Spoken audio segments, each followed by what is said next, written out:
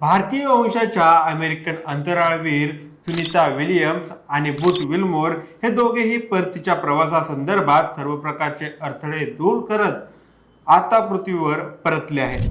हे दोघेही तब्बल 9 महिने अंतराळात अडकून पडले होते। ड्रॅगन या स्पेस एक्सच्या अंतराळ यानामधून आणखी 4 अंतराळवीर त्यांना परत आणण्यासाठी आंतरराष्ट्रीय अंतराळ स्थानाकडे झेपावले होते। सुनीता विल्यम्स आणि बुच विल्मोर या 2 अंतराळवीरांनी 5 जून 2024 रोजी परीक्षण यान असलेल्या स्टार लायनरमधून आंतरराष्ट्रीय अंतराळ स्थानाकडे झेप घेतली होती।